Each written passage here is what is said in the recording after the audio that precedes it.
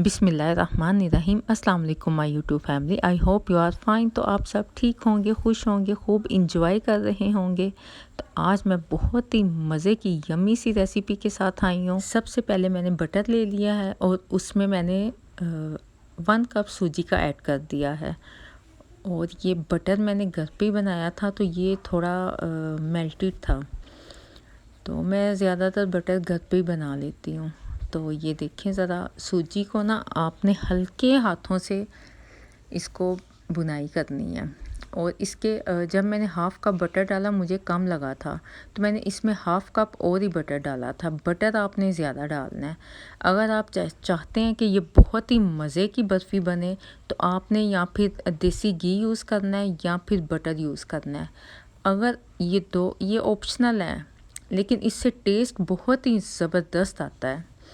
तो अगर आपको कुछ लोग जो होते हैं उन्हें देसी घी का टेस्ट बिल्कुल नहीं पसंद होता, बटर बिल्कुल नहीं पसंद होता, तो वो उनके लिए है कि वो इसमें दूसरा घी डाल सकते हैं जो हम यूज़ करते हैं। या फिर कुकिंग ऑयल का तो बिल्कुल ना आप नाम लें, कुकिंग ऑयल नहीं डालना इसमें।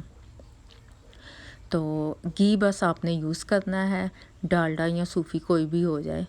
तो ये देखें ज़रा, थोड़ी देर के लिए मैंने इसे सूजी को फ्राई किया है। बहुत ज़्यादा इसे, ये देखें मैं बटर बार बार डाल रही हूँ, तो बहुत ज़्यादा इसे रेड नहीं करना आपने, बस हल्का हल्का, लेकिन इसे आपने हिलाते जाना है। और ये आपको पता है हल्की आंच में ही बनाना है, बहुत ज़्यादा तेज़ आंच में नहीं बनाना, फिर ये ज़्यादा रेड सी हो जाती है। और इसे थोड़ी देर के लिए फ्राई करना है, जब इसकी अच्छी सी खुशबू आ जाए, लेकिन इसे बहुत ज़्यादा आपने रेड नहीं करना। तो इसमें 1 कप मैंने ड्राई मिल्क ऐड कर दिया है। और ड्राई मिल्क ऐड करने के बाद फिर हमने इसे अच्छे से मिक्स करना है और इसमें लम्स नहीं आने चाहिए। और ये मैंने वुड का स्पून लिया जिससे मैं ऐड कर दी हूँ। और अब 1 ही कप मैंने इसमें शुगर का ऐड कर दिया है। शुगर आप अपने टेस्ट के मुताबिक ज़्यादा भी ऐड कर सकते हैं, लेकिन ये नॉर्मल शुगर है इसमें जो मैं आपको रेसिपी बता रही हूँ। वैसे मैं डिस्क्रिप्शन में भी रेसिपी सारी ऐड कर दूँगी। तो शुगर डालने के बाद आपने इसे अच्छे से मिक्स करना है कि शुगर इसमें अच्छे से अब्ज़र्व हो जाए। तो इसे साथ साथ आपने स्पून की मदद से हिलाते भी जाना है। तो जब शुगर ऑब्ज़र्व हो गई तो मैंने इसमें थोड़ा सा पानी ऐड किया है। बहुत ज़्यादा एकदम से पानी ऐड नहीं करना, क्योंकि जो हमें टेक्सचर चाहिए वो लाने के लिए थोड़ा थोड़ा ही पानी हमने ऐड करना है। तो थोड़ा थोड़ा पानी ऐड करने के साथ साथ मैं इसे मिक्स करते जा रही हूँ। 2 से 3 टेबल स्पून है जो मैं बार बार डाल कर रही हूँ, ऐड कर रही हूँ।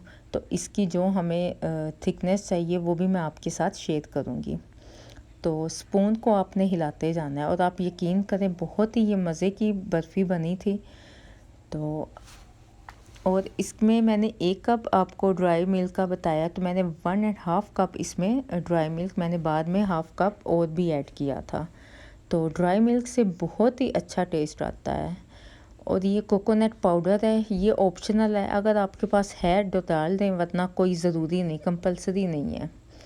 तो मेरे पास पड़ा हुआ था तो मैंने फिर वो 2 टेबल स्पून इसमें ऐड कर दिए।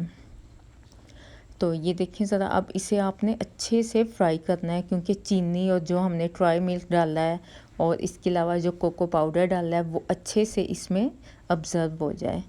तो आपने एक तो बटर इसमें कम नहीं डालना, बटर ज़्यादा ही ऐड करना है। और ये आप इसकी देख लें, जब ये बर्तन से अलहदा होने लग जाए तो समझें ये रेडी हो गया है, आपके जो मिक्सचर है बर्फ़ी का वो रेडी हो गया है। और लास्ट में सबसे इसमें एक और बहुत ही, जिससे इसका जायका और ही ज़्यादा इन्हेंस हो जाएगा, वो भी मैं आपको बताऊंगी, आपके साथ शेयर करती हूँ। इसे मैंने अच्छे से पकाना है। और अच्छे से पकाने के बाद आप ये देख रहे हैं कि बिल्कुल ये केतली से अलहदा हो गया है मिक्सचर। और आंच आपने बिल्कुल हल्की आंच में इसे बनाना है, बहुत ज़्यादा तेज़ आंच नहीं करनी, फिर ताकि ये नीचे से जल ना जाए। जलने से ये है कि इसका जो टेस्ट है वो बिल्कुल ख़राब हो जाएगा। तो अब मैंने ये इसका इंग्रेडिएंट है सीक्रेट जो है, 6 से 7 मैंने इलायची, सब्ज़ इलायची ली थी, छोटी इलायची, उसका मैंने पाउडर करके तो वो मैंने लास्ट में इसमें ऐड कर दिया था। और पाउडर डालने के बाद इसे बहुत ज़्यादा फ्राई करने की ज़रूरत नहीं है। और ये हम माशाल्लाह से रेडी हो गया था। आप कोई भी सांचा ले सकते हैं। मेरे पास ये पिज़्ज़े का सांचा पड़ा हुआ था, तो मैंने इसमें सारे मिक्सचर को ऐड कर दिया है।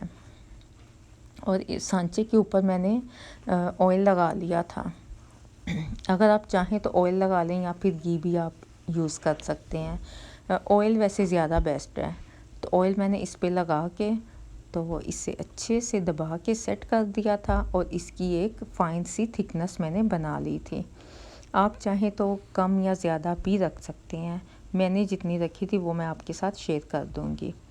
और इसे फिर मैंने स्पून की मदद से ऊपर से अच्छे से प्रेस करके तो इसे मैंने अच्छे से दबा दिया था।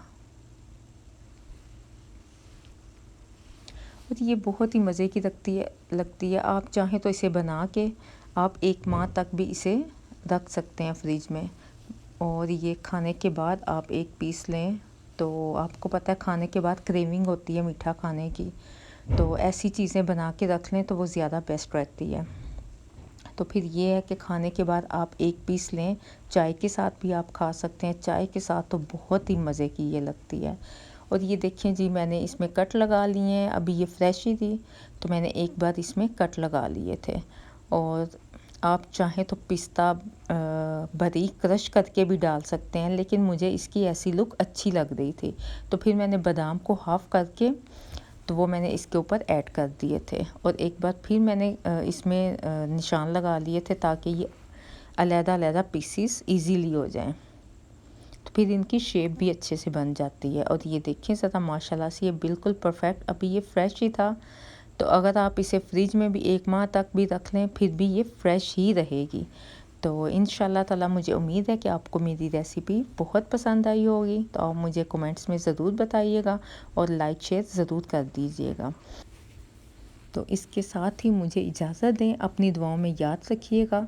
तो नेक्स्ट वीडियो तक के लिए मुझे इजाज़त दें। अल्लाह हाफ़िज़।